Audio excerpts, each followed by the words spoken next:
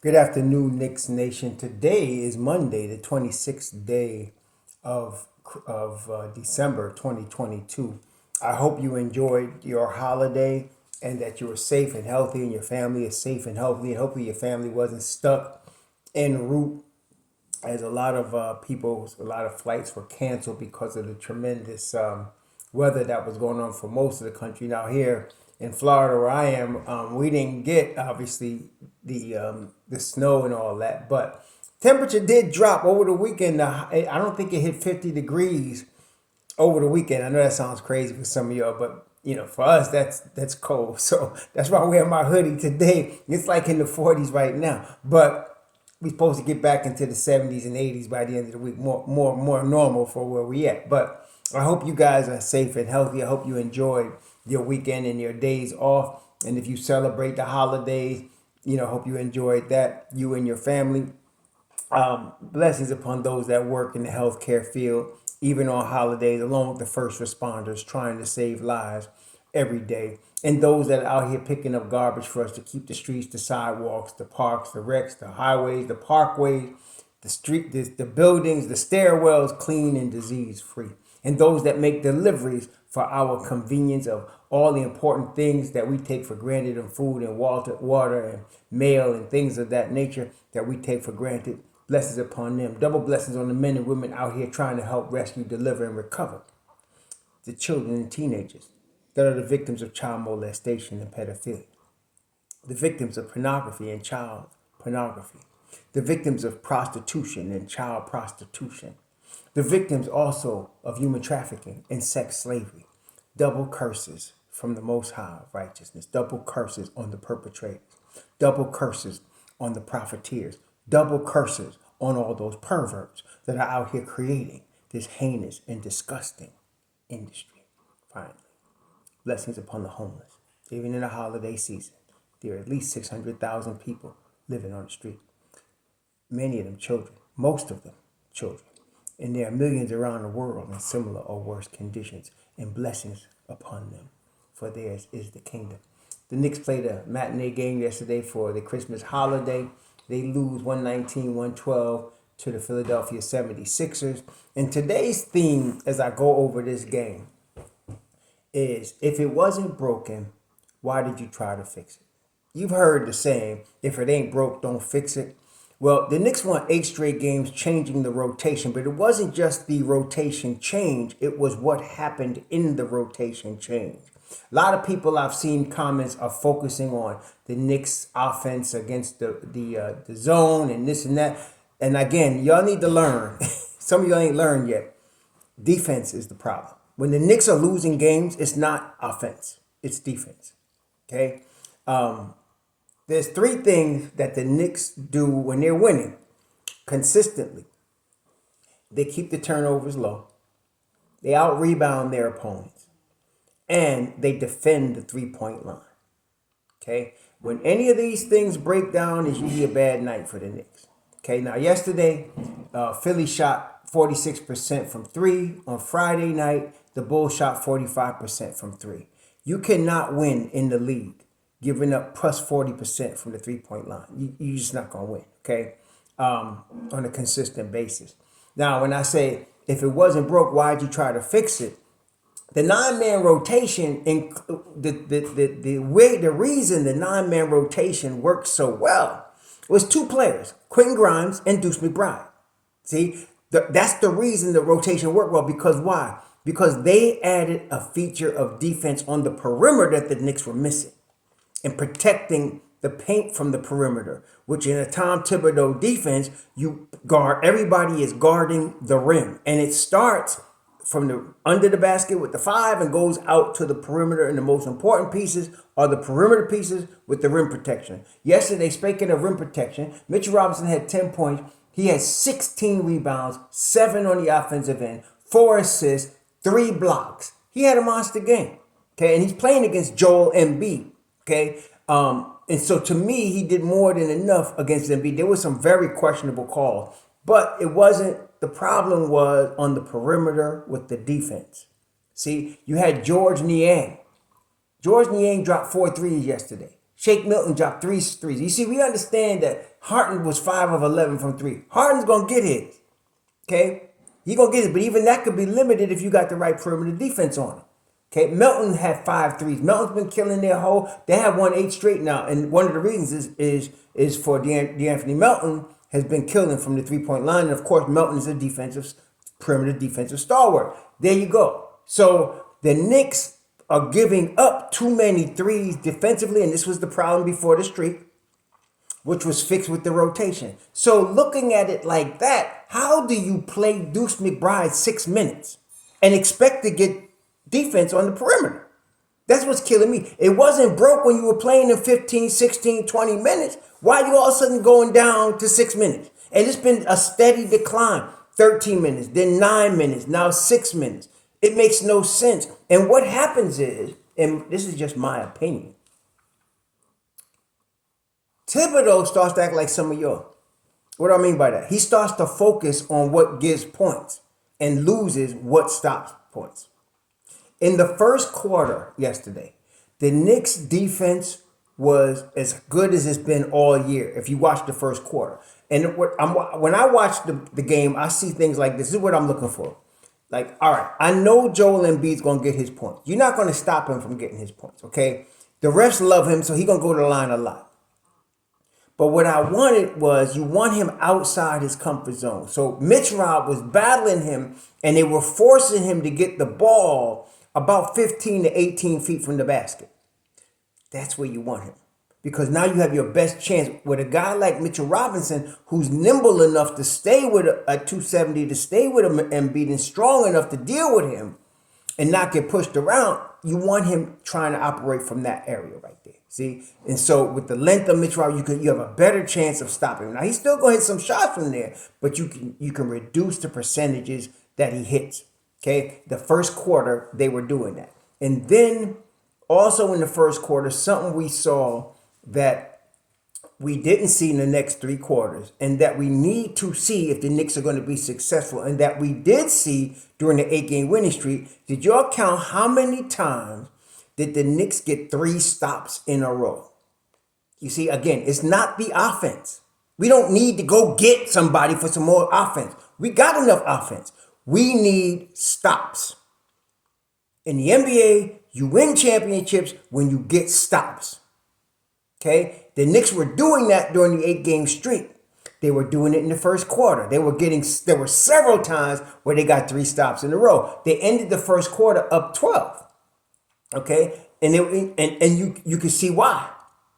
And in the first quarter, they held Philly to 25 points. To me, the litmus test is 30 points a quarter in the first 2 quarters. If you can hold a team under 30 in the first 2 quarters, you're doing pretty good defensively in today's NBA. So they held Philly to 25 in the first quarter while the Knicks scored 37. See, there was no offensive problem. They were playing solid defense. But as the game wore on, Philly was wearing them down.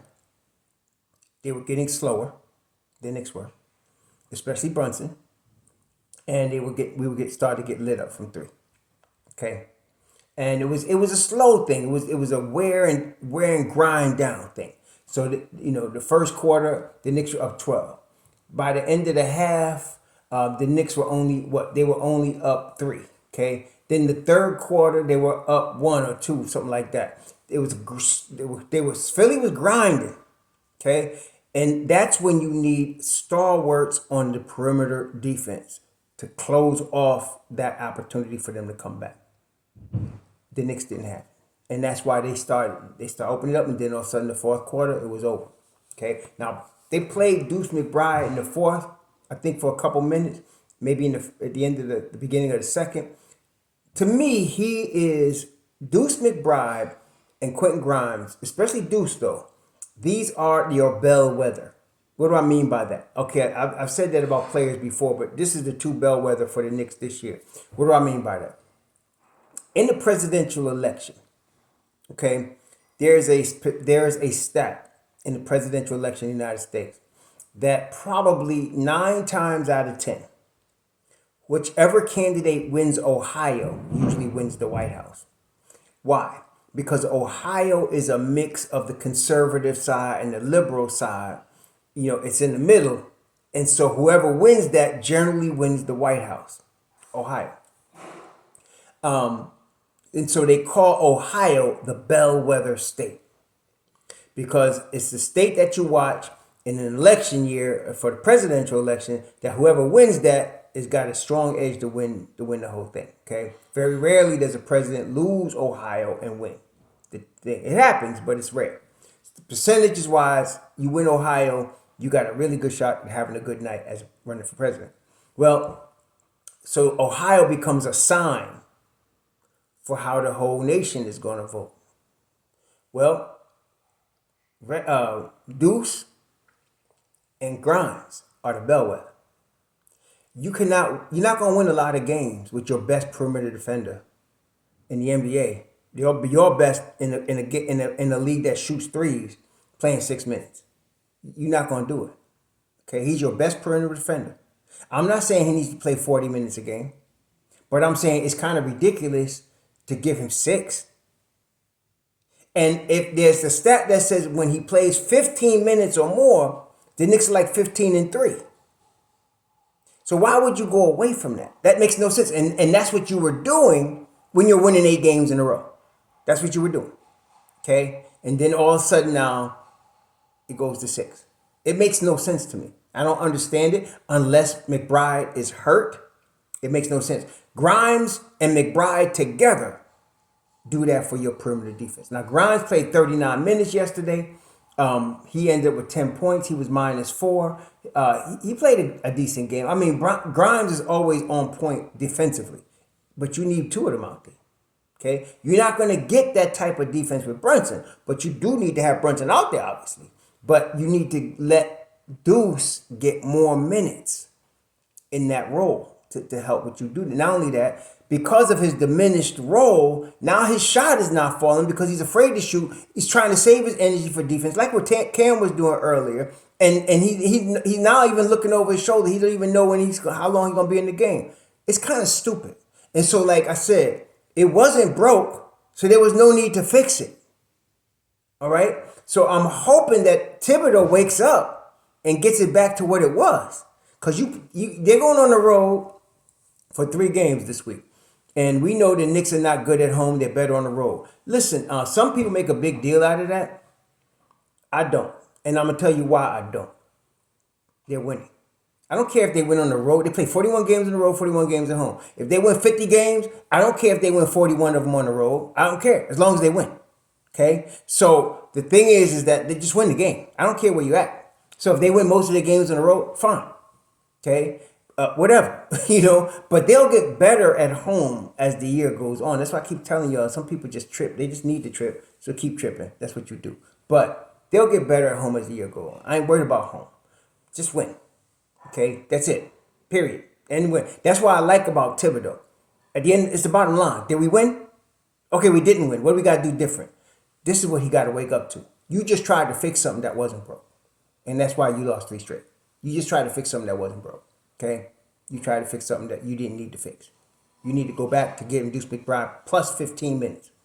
Okay? I don't care whose minutes got to be cut, but you got to get him plus 15 minutes. Okay? And so now, looking at the plus minus for the team, there's only 2 players that have pluses. Mitchell Robinson, who I mentioned, had a monster game yesterday. See, some of y'all are talking about we need to trade him or we need to stretch 5. Some of y'all need to just shut up. You got Joel Embiid, one of the 2 best 5s in basketball in the whole world. Okay, him and Joker. As far as 5 spots, I don't even count Giannis as a 5 because Giannis is just a ball player. He could play. He could play multiple positions. But as far as strict 5s, it's Deuce. I mean, it's Joel Embiid and Jokic, and Mitch Rob played that boy toe to toe yesterday. Okay, and the refs were. He was not only playing against Embiid. He was playing against the refs because the refs were stupid yesterday. They were getting real stupid yesterday. So. Mitch Rob, I'm very happy, and then Julius Randle. This is the thing about Randle. And yesterday, the stats, they weren't no fluff stats. 35 points. He had 8 rebounds, 4 assists, 2 steals, 2 blocks. He was playing some great help defense yesterday. I was very pleased. I was excited in that first quarter watching him on a couple of the steals, how he got the steals with weak side defense, stripping people. I mean, it was beautiful to see, man. And so I'm very happy with what Julius is doing now. Listen, y'all, don't come at me with you still want to trade him questions. It's irrelevant. We trying to win now. Let's talk about right now. We're trying to win. All right. So Julius is playing at an all NBA level. And what I like about it, the thing about Randall that's to me, his attitude, number one, it's 100% better. I got to give him props. 100% better. His attitude is more team oriented. His attitude, he's catching himself from arguing with the refs. He really is. He really has did his work and recognized and come and correct this year on his attitude. Never a problem with his talent. We all know that. But as far as the ball games are concerned, he's playing within himself. He only had one turnover. That is, if you look at, let me look at it. If you look at Julius Randle for his career, if you look at the stats for his career, you ain't gonna see no one turnover a game. Julius Randle is a 3-4 turnover dude. Okay, he does that. He's a 3-4 turnover dude, sometimes 5. But this year, his career, he's 2.7. So he's 3 turnovers a game, Julius Randle, for his career. Okay. And during the regular season, this year, he's about 3. But over the streak the Knicks have been playing, the last 10 games, he's been doing you 1. He's been doing you 2. He's been doing you 0 as far as turnovers. And that's because, a couple things. He's letting the game be run by the point guard. He's playing within himself. He's getting himself in positions where he's going to be successful. What do I mean by that? Offensively speaking, he's moving without the basketball, and he's getting one-on-one possessions with people that cannot guard him. And for him, that's a lot of people. There's not a lot of people that could guard Julius Randle one-on-one. They're out there now. Giannis could guard him one-on-one. Okay, Giannis Antetokounmpo could do it.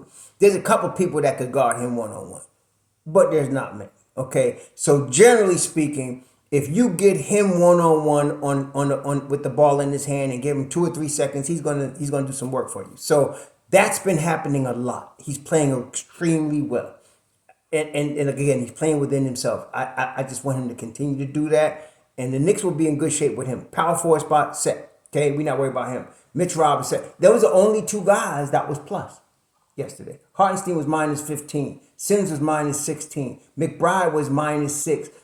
Quickly was 0. He broke even. 11 points, 4 7, 2 of 5 from the 3-point line. Like I said, Quick is always positive when he comes on. Very rare that he's negative when he comes off the court. He's usually positive. He is without Obi, especially without Obi here, he is the leader of Mobb Deep. And so he's doing his job. I like what he's doing. He should continue to play that role. I just need to see more McBride with him. I need to see more McBride, Grimes, and him out there together. And I think the Knicks will get back to what they're doing. This is my concern for Tuesday going against Dallas. They have to get back to what they were doing and stop trying to change what they were doing. Stick with what works. Don't fix what ain't broke. Okay, that's the problem here. So, RJ has been on a tear. I think in his last 10 games, he's averaging like 27. He has been on a serious tear. He's averaging over the last 10 games, he's averaging 25 points. He's averaging 3 assists, 6 boards. He's averaging 3 turnovers as well. So he's turned the ball over a little too much. But he's really on a tear now. He's doing really good. Like I said, I'm never worried about RJ Barrett because, first of all, he got the right mindset. He's a team player. He's not a selfish player. He's a high IQ player, though he makes some really dumb turnovers sometimes. But overall, he is a long way from his prime. He's a long way from his ceiling, and yet he's already a problem. See, most people don't recognize that. That's your problem. But as far as me being a Knicks fan and being a fan of basketball and an analyst of basketball, I'm not worried about RJ. We got our guy right there. I'm not worried about him. So he's good. I'm concerned about Brunson. Brunson is tough as nails. He had to leave the game yesterday. He had to go in the locker room. Okay, while the game could still be won, he had to go in the locker room. He's tough as nails, but this kid is taking a pounding. I I think it's not everybody. Like, I'm not Randall and RJ. They lead the league. They're up there in the top 5 in minutes every year. So it ain't like Thibs overworking them. They know how to handle that. They've been showing you that. Okay? Mitch Rob, this is the first year that Mitch Rob is playing these type of minutes on a consistent basis. I feel he's going to be fine too. He really is. He's smart. He learns the game. He knows how to talk. He just mentioned yesterday about getting up in people behind about defensive assignments. I hope he does. I think he will. That's fine. And I believe for the long term, Grimes is now, he's going to hit a little bit of a wall. It's still like, because he was a rookie last year and he really didn't play as much because of the injury. So I'm expecting him to hit a little bit of a wall. He might have started that Friday, but he'll be all right also. And of course, quickly is used to playing the 20 minutes that he plays. We need to get McBride, like I said, up into that time also. So I'm not worried about that. But Brunson, I'm a little concerned with the minutes. I'm not with everybody, but with Brunson, I'm a little concerned with the minutes. I know he has to get used to it, but I don't think it's a coincidence. He's playing these heavy minutes and he keeps getting hurt. Now he comes back now. But sometimes you see a guy on the floor and he's dressed to play. That don't mean he's 100%. Matter of fact, with Brunson, he probably is not. Okay, you see him twist an ankle, and then two nights later he's out there playing. He's playing hard. I bet you that ankle is still swollen. See, or if he land on his arm and you see him out there playing with the sleeve, the arm probably hurts. He is taking a pounding. Like again, I go back to we got to see more McBride. We got to see a little bit less Brunson. Not a lot less. I'm saying you could play Brunson 30 minutes. You could do that. And you can play Grimes 32 minutes. And that extra 14 minutes, that should go to McBride. You could use McBride in that situation.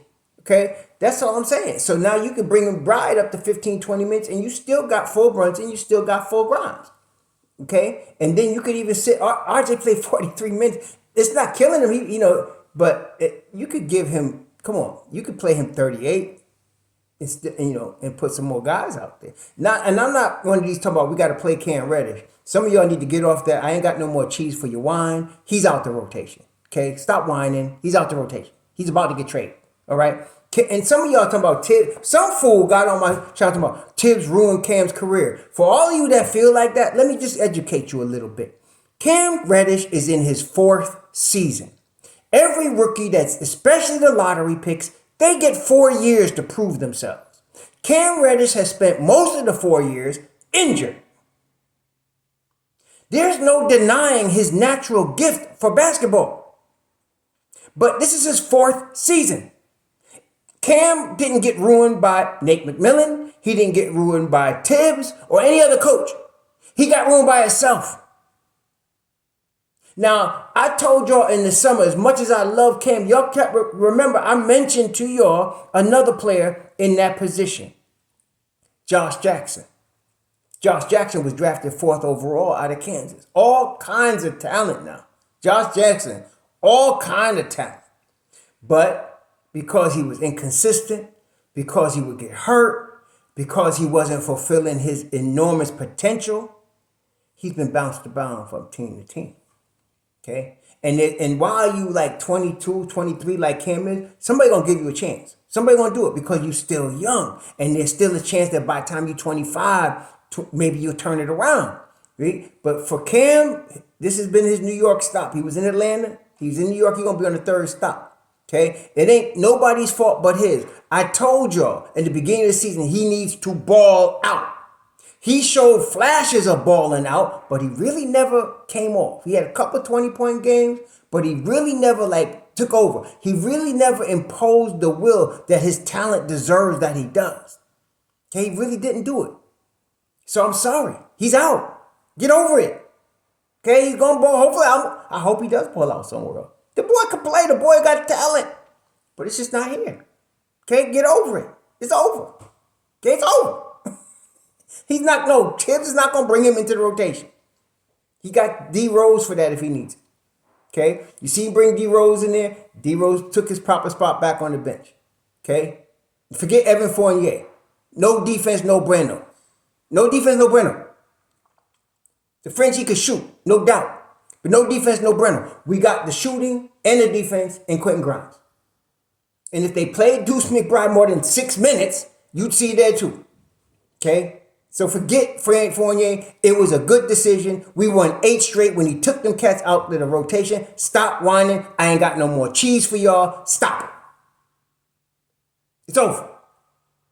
Next. So that, y'all need to get off of that tip, man. That's over. But with what he got, he need to do what he was doing. That is Thibodeau. Stop the 6 minutes with McBride bullcrap, man. Come on, baby. You want defense or don't you? That's what I'm saying. So I'm hoping he gets back to doing that. I know Thibs is very concerned with rim protection and rebounding. But look here. Yesterday the Knicks lose the game, right? They out-rebounded Philly 46-32. Philly only had 5 offensive rebounds the whole game. The Knicks had 12. So the problem is not rebounding. We don't got to rebound the problem. I think, in fact, the Knicks are like top 3, I know, in rebounding in the NBA. So we don't have a rebounding problem. They do need to control the turnovers a little bit. Now, yesterday they did a good job. They only had 8. The whole game they only had 8 turnovers. Okay? And so that's not a problem either when they want to make it like, But come on, perimeter defense, you cannot be letting. And the Knicks shot decent. They shot 38% from 3. That's a little above the league average, which is 36. That should be good enough for you to win. But no, you can't do it if you're giving up 46% from 3. You can't do it. Okay? You got to tighten that up. I'm going to tell you, this is the thing. Brunson is what he is. He's not going to get any quicker. He certainly is not going to get any taller. He is a cat that's giving you all he's got. You're seeing prime Brunson right now. Now, he has to get used to running the Knicks, as the point guard. And he's doing that. It takes a little time. He's starting to get into that.